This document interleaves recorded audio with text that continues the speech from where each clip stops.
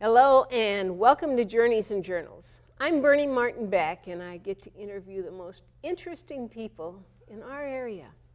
You know, the state of Jefferson goes from the coast to the mountains, from up north to down south. It's a wonderful part of God's country that didn't feel too well represented by either Sacramento or Salem, and they thought they'd make their own state, the state of Jefferson. But war broke out, World War II, same day, as I understand it. So it never materialized. Some of us keep thinking still was a good idea, but I get to interview the people who call this home. And today we're going to Medford. Before you get an idea that you know just what I'm talking about, I'd like you to meet Medford. Welcome to Journeys and Journals. Thank you, thank you. I'm so glad that I could be here. Now, how has a name like Medford, when you moved to Southern Oregon, changed everything? It has been very, very interesting, to say the least, because they don't want to know our address. They want to know our name. And that actually happened in a store? You're married? Yes, ma'am. A recent marriage? Like 6 years ago. Oh, let's talk about that. 6 years ago, that's what it is. Oh. Boy, I almost missed, didn't I? Uh-oh. Well, you said, when I asked you how old you were, you said, I think, I have to remember because I keep every year adding one more. Right, that keeps changing all the time. If they ask me when I was born, that I can tell you. But when you say, how old are you? I said, wait a minute, now let's see, that year just keeps changing. Yes, I know that. Me and I find out we have more in common than just being residents of the state of Jefferson, because you mentioned the word dyslexic. Yes. What's it mean to you? Well, for a long time I didn't even know the word. Right. I mean, who did? I just knew that I had all kinds of problems of reading. Seeing I would see numbers backwards, sometimes upside down, and to try and separate one letter from another, things like that made it, well, it just became very difficult. And you let it stop your education. It stopped my education. I just gave up, and I just wilted into a sinkhole and just let it go. Now that's a lie. That's the biggest lie I've told today. What happened? What happened when you? It was a struggle. I did have some good teachers that they didn't know about dyslexia or anything at that time when I was a kid. Way back there in the late 20s. Well, I started school about 28, 29, something like that.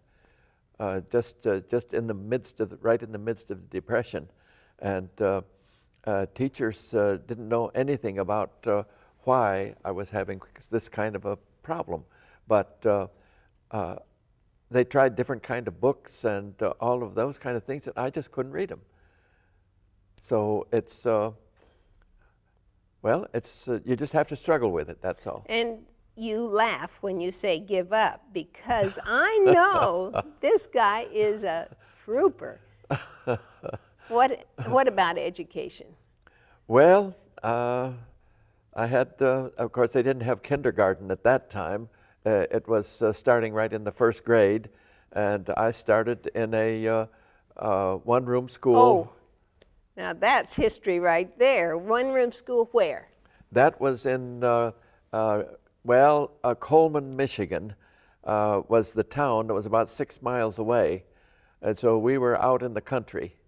We lived just maybe a quarter of a mile from the banks of Salt Creek. In the Coleman area. Now, high school? High school. Same problem with dyslexia? Oh yes, that hasn't changed even till today. Only Well, right now I have a bigger problem than that, because when I look at the page now, I can't even find the page, let alone to look at it. That's why you got this white cane. What, this thing here? Oh. This white cane has even a red tip on it, so Yeah. that people know at a glance that you see less than... I see almost nothing. How much do you see?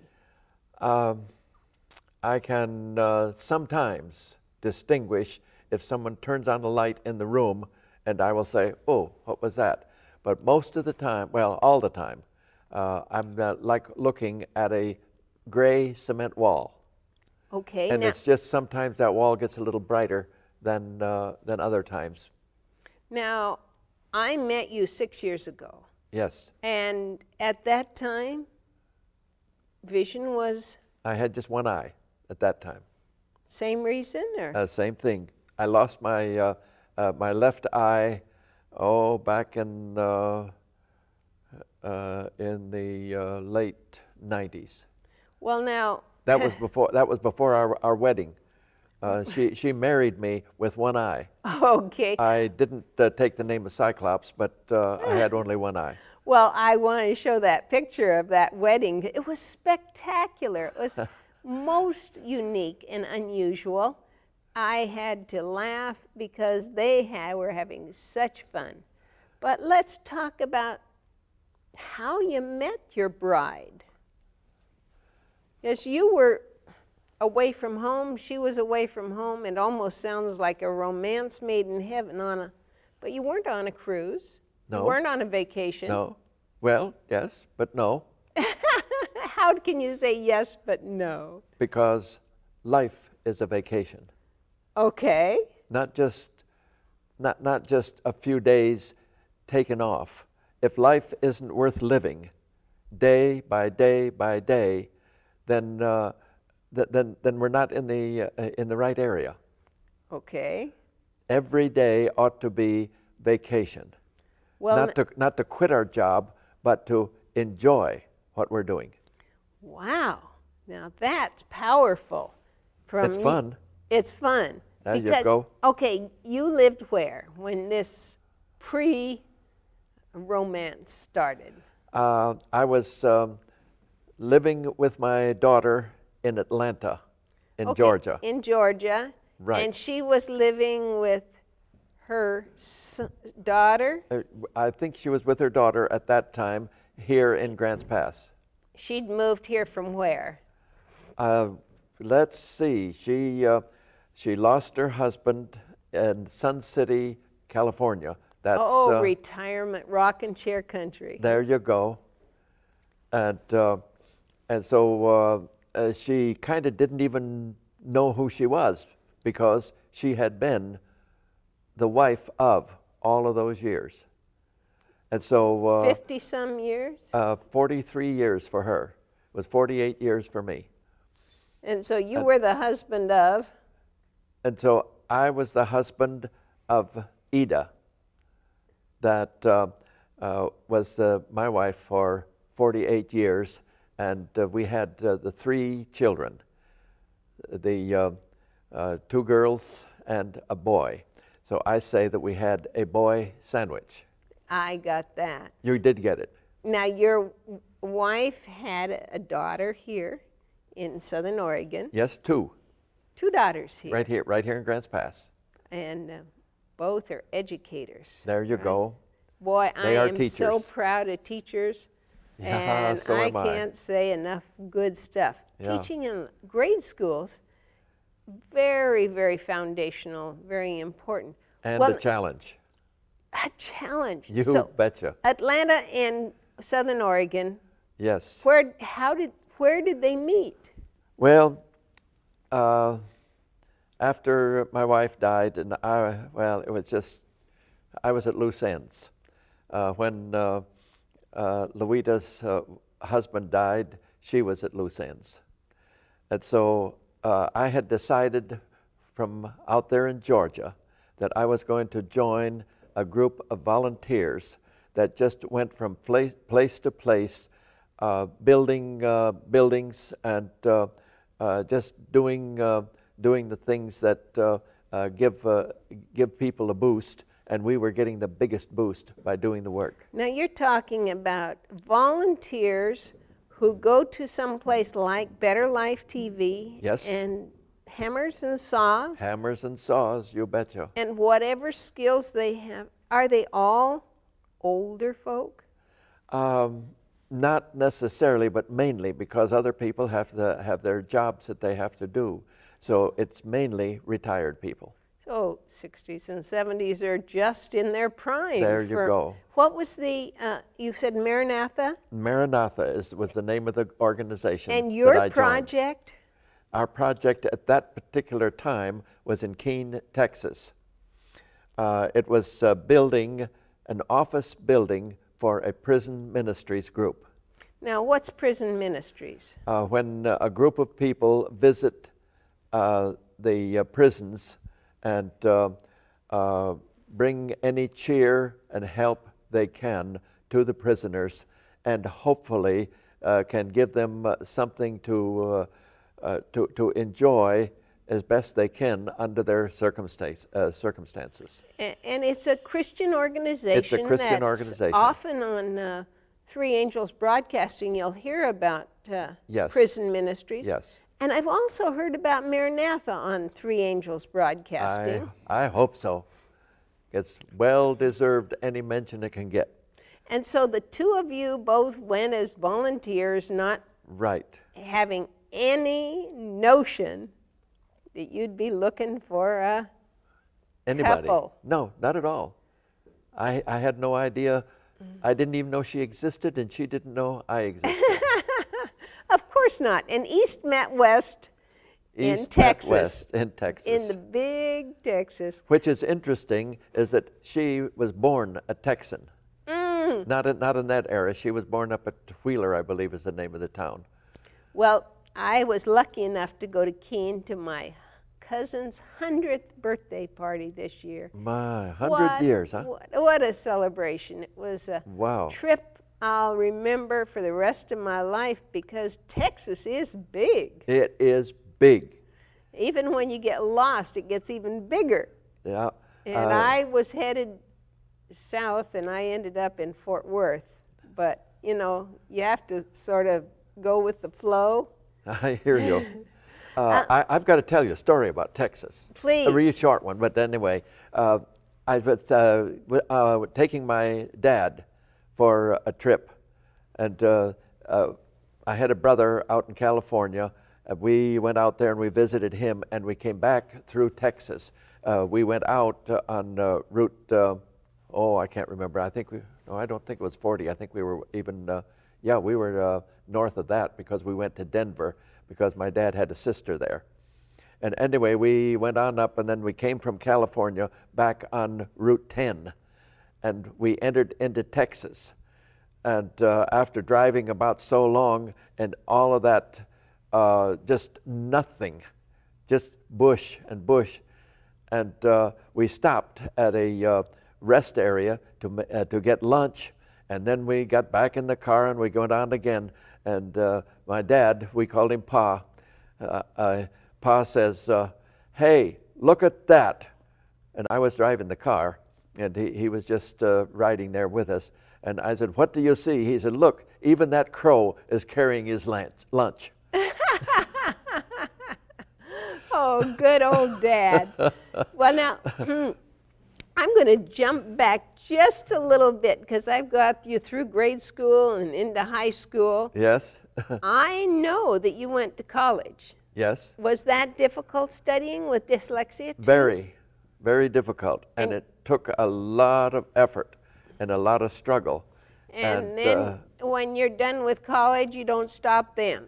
Well, I decided that I wanted to go a little bit further, so I went to a university and got my master's degree. And you didn't stop then? Oh.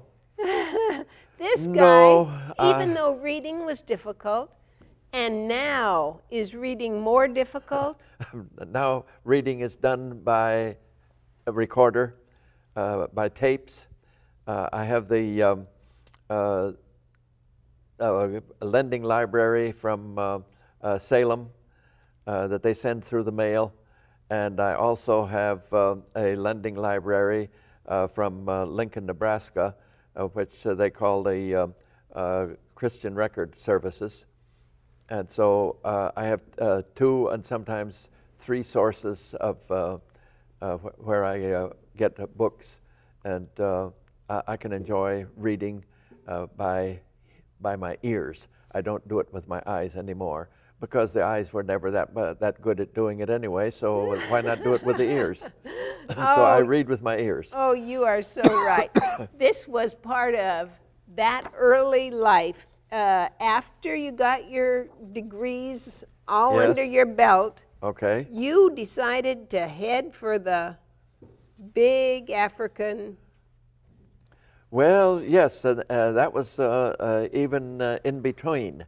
It was, well, I finished college in 1950, and then 1953, I was asked if I would be interested in going for mission service somewhere, and I said, yes, that would be fine. Wherever I'm needed, that's where I want to be. And so they asked me to go to Africa. And this is what home looked like? And that was, you have a picture of the grass hut? Exactly. Okay. That was one of the national villages. Now, And then also I think there's one there showing the round hut with the grass roof. And there's also a square one that has the grass roof. wow, I see square ones, and then Did you see a square? Okay. This seems to be a meeting house. Oh, really? It's a grass roof, and it has a Okay. porch on it. And I think if you look at that carefully, I think maybe you see me standing there. the preacher man. This is a camp meeting Okay. in Rwanda. It is in Rwanda. Yes. Last night on Better Life Television, I watched a program about Rwanda. I was riveted.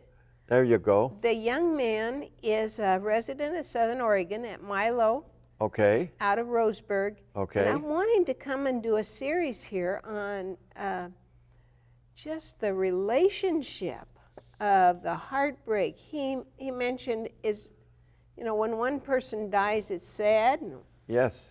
but it was one and one and one and one into the large portion of 1 million. Right. And here you are in Rwanda. Yes. But that was 1950s. Right. That genocide took place after I left there. Right. I wasn't in on that. No, he was one of the few. He was talking about. Yeah, I've talked with him, and and I've enjoyed listening to his stories about the very areas where I had spent 10 years. Now these little boats look more like potato peels to me. Yeah, but those are dugouts.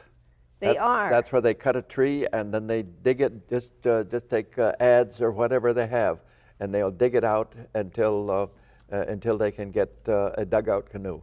Now, when you think, is this a cow or a buffalo, or it must be a cow? That is the one with big horns. Yeah. Yes, that is the Rwanda people use the cow with the big horns as their value system. Okay, money in the bank.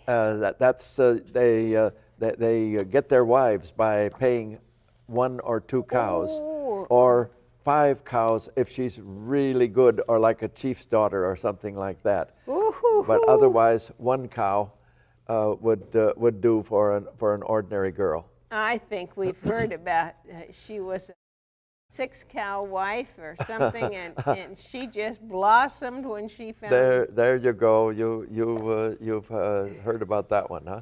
I have a wonderful story. Yeah. I want to know about. Well, I've got your pair of glasses here. When do you have to wear glasses? I've been told by the specialist, the retina specialist, to be careful because I cannot tell when things are light or when they're dark. And so be very, very careful, or I will damage my eyes if I get in the sunshine and not know it's there. And if I stand, I can look straight at the sun and not know it. And so I could burn my eyes very, very badly. And so it is suggested that whenever I'm outside, when the sun is shining, or if even like here in the studio, I don't know how bright these lights are, but I guess they're not going to damage my eyes any, so I haven't been wearing these. But when I go out in the sunshine, then I need to put these on, and that way to protect my eyes from being burned, because I don't know how bright or where the bright is or anything like that. How very little we know about one another. Isn't the more that- we learn about your, is it a retinal? Yes. Retinal. It's a retina vein occlusion. Okay. The arteries bring blood into the retina, so that the retina is alive and can pick up the images, and then the veins take the big vein takes out the blood from the retina when it's it's just a regular cycle of the vein bringing in the artery bringing in the blood and the vein taking it out. And I lost my left eye back in the late 90s because that vein in the left eye occluded, blocked. And so the blood would go into the eye, but then it couldn't get out. Got it. And then the same thing has happened now, just a year ago. I guess probably August of a year ago is when, in order to stop the blood flow into the eye, because it just goes in there and then lays there dormant, and we have to stop that. And so they use laser. Okay. And so in August, I went in knowing what was going to happen. I had to sit back in that chair with that machine in front of me. I could then at that time just hardly see the machine, but I knew what was going to happen. So 1,300 and some zaps to stop all of those little veins, all those little arteries that go across the retina. He zapped them with the laser. And so when that was done, I was blind. Well, you had a little time to prepare. It's not easy, but I am grateful that I had a little time to prepare before they went in and said cancer treatment. And it helps. Right. I mean, some of these people, just sudden change. We know, like a heart attack, like my husband had, he had no time to adjust. That doesn't give you any time at all, does it? Nope. And I am so grateful. You have made a career of being an encourager, and that's why I wanted my guests that are watching to meet you, because Okay. you've been an encouragement to me, and the white cane didn't seem to make a lot of difference. You were going to encourage me when, even here on the studio, I saw him encouraging one of our camera people who he's known really well. Isn't it fantastic, folks? Now, tell me once more about this name of yours. Why did it end up being so funny? Well, I don't know where my name started from, but it evidently came from back in England. And my ancestors, I understand, and there's even a book on it, some of that history, was given a, I wanted to say, is it a grant? A land grant? A land grant by King George of England into Gaston County in southern North Carolina. And there were the three brothers that came there, and they were granted 2,000 acres. Woo-hoo. And they said, that's not enough for three of us. So one of the brothers went up to Hayward County in western North Carolina, and the Medford name is quite well known there, and they have a reunion there every year. And the name in Gaston County has kind of died out, but the girls have married, and so the blood is still there, even though the name isn't. That same thing's happening in Right. the Westfall family, There you because go. there's very few Westfall men, and that's Right. my mother's family. Right. Then, when you came to Southern Oregon, did you know it was going to be so much fun to be a Medford? Didn't even think about it. Yeah. So- didn't even think about it. And so as we began to get things in order, while we had to do a little shopping, and so we would, is this thing getting in the way? It's fine. I don't mind a bit, but I play with it a lot. I even break it now and then, so it isn't Oh, my such a goodness. nuisance. And we can lay it over here on the couch if we like. So much. When you went to Medford, what happened? So we went over there, and the lady says, "Well, now if you will fill out for a Card?